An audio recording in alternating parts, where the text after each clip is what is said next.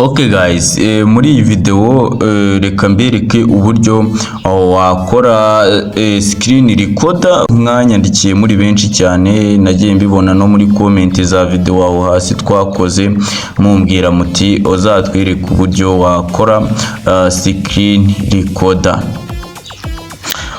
Rero reka muri iyi video tubirebere hamwe. Muri video zatambutse twagiye twiga uburyo watunganya video neza, ukaba wagenda ugatunganya video yawe neza kandi ukoresheje telefone. Abantu tubana kuri YouTube izo video mwarazibonye. Rero nkuko mwagiye mumbaza muti ese ni gute umuntu yakora nk'amakuru ariko akajya yavuga atagaragara. Uyu munsi rero narinje ngo turebere hamwe uburyo bikorwa, uburyo mwambaje muti ese ni gute umuntu yakora nk'ikiganiro kuri YouTube ariko akajya avuga atarimo kugaragara. Rero uyu munsi nibwo ngiye kuza nkabibereka mukabasha kujya mukora ibintu mutagaragara. Kimwe nuko ushobora no gukoresha n'izo kamera za telefone ukazigira nka kamera ukajya uvuga urimo nko kugaragara, birakunda cyane rwose. Rero ngiye tugiye kubana muri iyi video ni Cheat Big. Nimba ari ubwa mbere ugeze kuri iyi channel, byaba byiza uje kwibuka muri video ukaza gukora subscribe, ubundi reka dutangire. Ni ukuvuga ngo uraza muri application zawe urebe iyi application yitwa X Recorder. Iyi application yitwa X Recorder, nusanga utayifite urahita unyarukira kuri Play Store cyangwa se App Store bitewe na telefone uri gukoresha. Uhite uyidownloadinga iriya X Recorder. Numara kuyidownloadinga urahita ugaruka uze ufungure X Recorder yawe. Numara gufungura X Recorder yawe ni ukuvuga ngo uraza uhite utangira recording. Ushobora kwibaza uti ese ni gute umuntu iyi X Recorder yayifatisha nka video?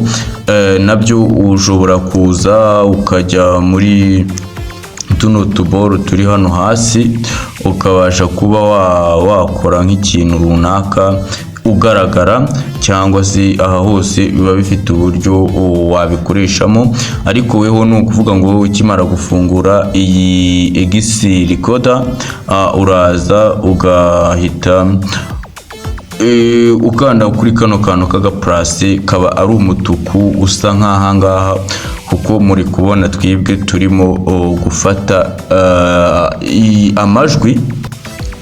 Weho niyo ufunguye application uhita usanga hano biri gufata amajwi handitse ngo start now, ugahita ukanda nyine ugakandaho, ubundi bigahita biba.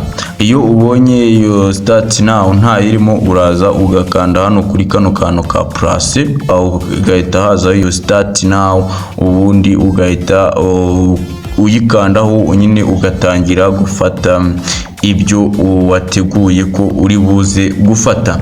Iyi application rero kugira ngo ikore neza, ifate nk'amajwi ameze neza ari ku murongo, kugira ngo iyo video ize kuza kuba itanyeganyega cyane ufite cyangwa ifite nk'amakarite runaka, uraza ukajya kuri kano kaboro kaga settings. Wamara kujya kuri kano kaboro kaga settings ukagakandaho.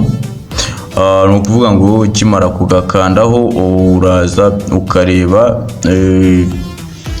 urabona hano handitse audio settings. Urabona twebwe turi gukoresha microphone.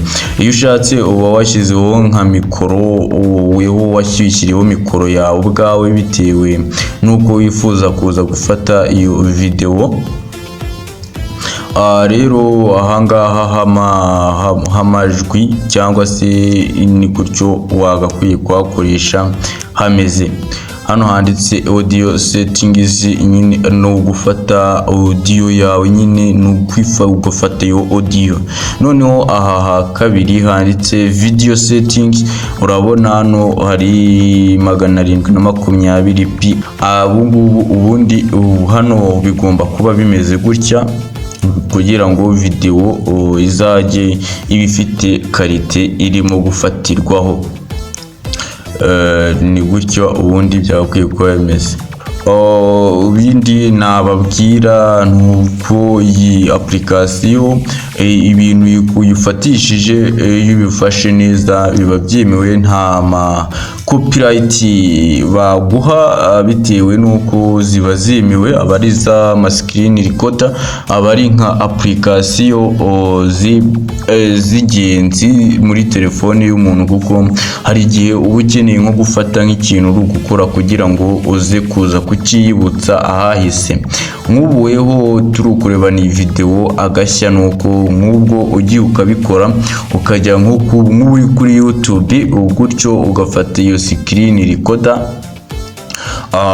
urimo kureba iyi video buri kuno kuri YouTube, warangiza ugahita uza ugakanda kuri kano kantu, aka kaboro kari hano, ngira ngo muri kukabona neza, akangaka uba wimeje ko video yawe ihita ijya muri file.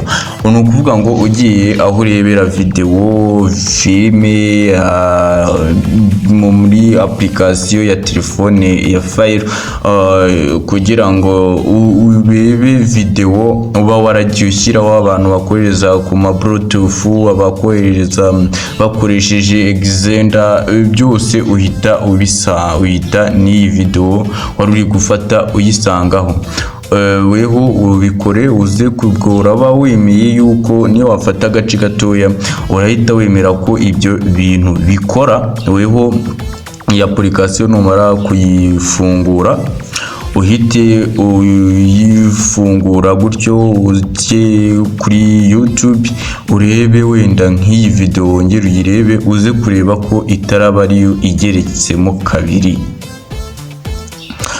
Rero mwebwe twari turi kumwe muri iyi video, nizere ko mubonye uburyo iyi application wayikoreshamo. Rero reka mbashimire mwebwe mwabashije kujya mukora subscribe, ariko rero nanone mbibutse ko akenshi abantu tuba turebana zino video, nk'iyi video umuntu wirebye akayigeza hana ikarangira, aba ari YouTubers, ari nk'umuntu ufite ikintu yifuza kuzageraho, afite ndetse n'inzozi nyinshi yifuza kuba yageraho bitewe na social media dukoresha.